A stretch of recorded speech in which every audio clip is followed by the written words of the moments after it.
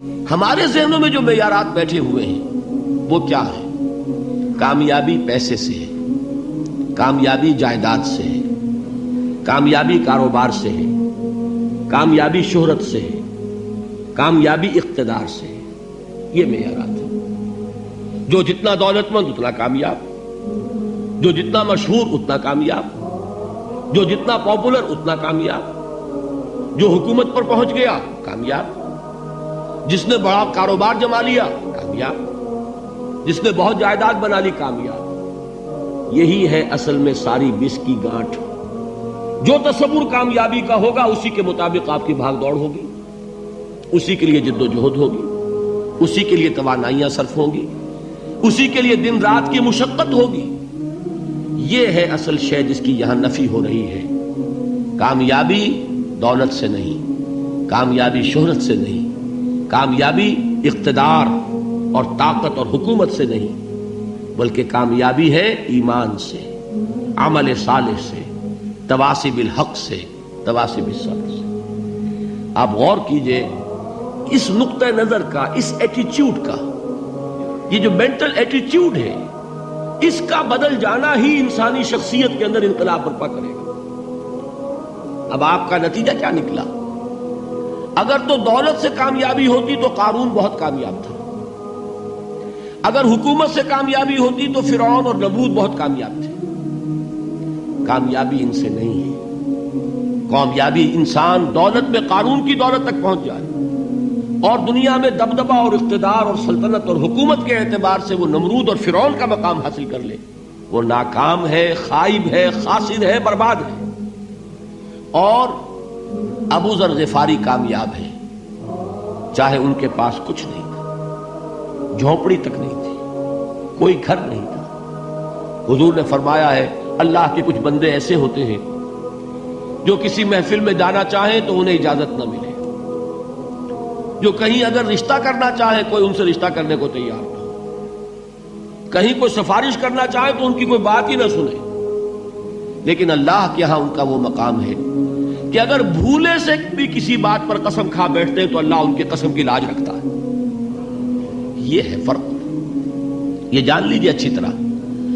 اس بات کا مان لینا آسان، اس پر سبحان اللہ کہنا آسان، لیکن اس کے مطابق آپ کے اپنے ذہن کا بدل جانا بہت مشکل. اس لیے کہ ہم متاثر ہوتے ہیں اپنے ماحول سے. وہ بڑا محل ہے، دیکھ کر ایک دفعہ جھجری آتی ہے، وہ بڑی سی 20 فٹ لمبی کار سناٹے کے ساتھ آپ کے پاس سے گزر گئی. ایک دفعہ اعصاب کے اندر ارتعاش ہوتا ہے، محسوس ہوتا ہے بڑے یہ نصیبے والے لوگ ہیں، بڑے خوش نصیب، بڑے کامیاب. حالانکہ کچھ معلوم نہیں کہ یہی سب سے بڑی بد نصیبی ہو سکتا ہے کہ یہی سب سے بڑی ناکامی ہو. اگر ذہنوں میں یہ بات بیٹھ جائے کامیابی کس شے سے. یہی وجہ دیکھیے قرآن مجید میں بارہا آپ دیکھیں اولئک ھم المفلحون، یہ ہے لوگ کامیاب ہونے والے. آج ہی آپ نے نماز میں وہ آیات سنی، یا ایھا الذین آمنوا ارکعوا واسجدوا واعبدوا ربکم وافعلوا الخیر لعلکم تفلحون. اے ایمان والو، رکوع کرو، سجدہ کرو، اپنے رب کی پرستش اور بندگی کرو اور اچھے کام کرو تاکہ تم کامیاب ہو جاؤ. تو کامیابی کن چیزوں سے ہے؟ یہ ہے سب سے بڑا سبق.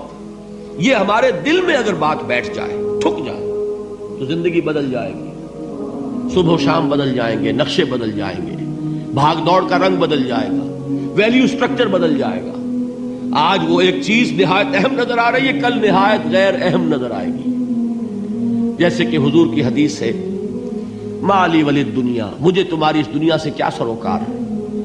انما مثلی کراکب استظل تحت شجرۃ ثم راح فترکها، میری مثال تو اس سوار کی سی ہے جو تھوڑی دیر کے لیے ایک درخت کے سائے میں ٹھہرتا ہے سستانے کے لیے، پھر وہ اپنا راستہ لیتا ہے. اسے اس درخت سے مستقل تعلق اس کا نہیں ہے، وہ اس کا گھر نہیں، وہ اس کی منزل نہیں.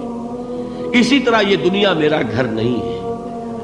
اب دیکھیے ہم کہتے ہیں انا للہ و انا الیہ راجعون، ہم تو مسافر ہیں، ہم اللہ کے پاس سے آئے، اللہ کی طرف ہمیں لوٹ جانا ہے. کن فی الدنیا کانک غریب و عابر سبیل، حضور فرماتے ہیں دنیا میں ایسے رہو جیسے کہ تم اجنبی ہو یا راہ چلتے مسافر ہو. لیکن یہ طرز عمل کب ہوگا؟ جبکہ یہ آیت ہمارے ذہنوں کے اندر بیٹھ گئی ہو. والعصر ان الانسان لفی خسر الا الذین آمنوا وعملوا الصالحات وتواصوا بالحق وتواصوا بالصبر. یہ ہے اصل بات جو میں نے عرض کیا تھا کہ میں بتاؤں گا صحابہ کیوں ایک دوسرے کو یاد دلاتے تھے. اس لیے کہ دیکھیے جیسے برف باری اگر ہو رہی ہو، آپ باہر نکلیں گے تو برف آپ کے کپڑوں پر جم جاتی ہے نا، تو آپ جھٹکتے ہیں کپڑوں کو تاکہ برف ہٹ جائے. ہمارے ایمان پر اس دنیا میں رہتے ہوئے جب ہم متاثر ہوتے ہیں ماحول سے تو گردہ آ جاتا ہے، برف پڑ جاتی ہے، اس کو جھٹکتے رہنے کی ضرورت ہے. اور وہ جھٹکنے کی بہترین اور مؤثر ترین شکل یہی ہے کہ یاد رکھو کامیابی ان چیزوں سے نہیں ہے. چمک دمک جو ہے دنیا کی، یہ ساری چمک دمک جو تمہیں رجھا رہی ہے، جو تمہیں اپنے اندر گم کیے ہوئے، یہ لفظ گم پر اقبال کا وہ شعر یاد آ گیا کہ کافر کی یہ پہچان کے آفاق میں گم ہے، اور مومن کی یہ پہچان کے گم اس میں ہے آفاق. تم گم نہ ہو کر رہ جاؤ، اس میں مبہوت نہ ہو کر رہ جاؤ، مرعوب نہ ہو کر رہ جاؤ. دنیا ہی کی محبت تمہارے اوپر ڈیرے نہ ڈال دے، تمہارے دلوں کے اوپر مسلط نہ ہو جائے.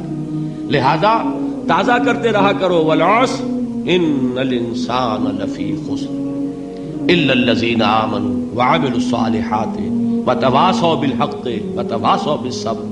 پھر یاد کر لو، پھر تازہ کر لو اپنے اس یقین کو کہ کامیابی دولت سے نہیں، کامیابی ثروت سے نہیں، کامیابی اقتدار سے نہیں، کامیابی شہرت سے نہیں، کامیابی جائیداد سے نہیں، کامیابی ہے ایمان سے، کامیابی ہے عمل صالح سے، کامیابی ہے تواصی بالحق سے، کامیابی ہے تواصی بالصبر سے.